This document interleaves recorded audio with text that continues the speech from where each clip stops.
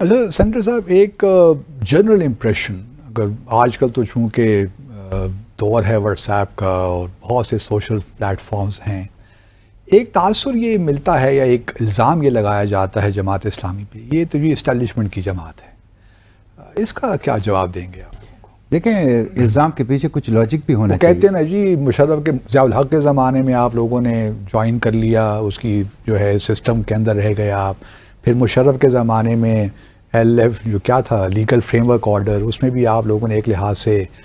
Compromises کیے تاکہ خیبر پختونخوا میں MMA کی حکومت رہے، and so on and so forth. تو جب بھی اسی لیے آپ سیاستدانوں پہ تنقید بھی کرتے رہتے ہیں، ان کے ساتھ چل بھی نہیں سکتے، تو لوگوں کا دیکھیں عبدالواسی صاحب، جماعت نے تو شروع ہی اینٹی اسٹیبلشمنٹ سے کی تھی.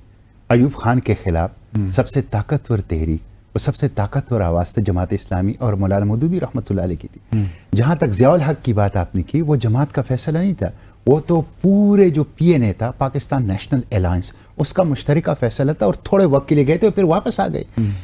پرویز مشرف کا جہاں تک ہے، ہم نے تو جو کچھ ان کے کیا وہ ایک ڈاکومنٹڈ چیز تھی اور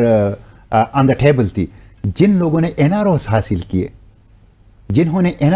کیے، جنہوں نے ان کو بجائے اس کے کہ آرٹیکل 6 کے تحت ٹرائل کرتے، ان کو بیرون ملک بھیجا، وہ لوگ سارے کے سارے اسٹیبلشمنٹ کے لوگ ہیں. اور میں آپ کو بتاؤں، گزشتہ 6 سال سے میں دیکھ رہا ہوں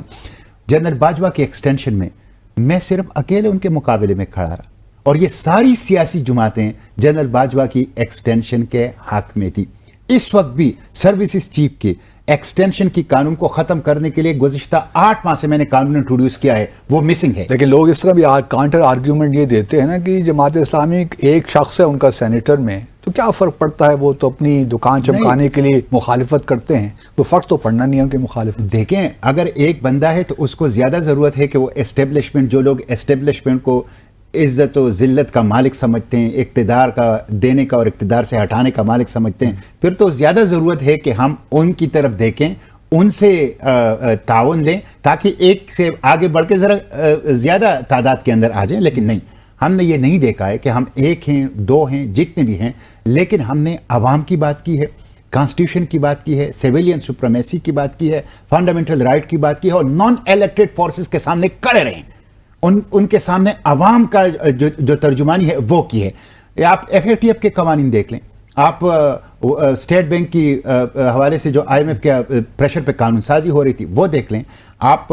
سروسز چیف کے ایکسٹینشن کا ایشو دیکھ لیں، آپ باقی ساری چیزیں دیکھ لیں، اس میں واضح طور پر عوام کے کیمپ میں آپ کو صرف جماعت اسلامی نظر آئے گی. تو جو ان لوگوں کو اگر وہ کرپشن کا الزام تو مجھ پہ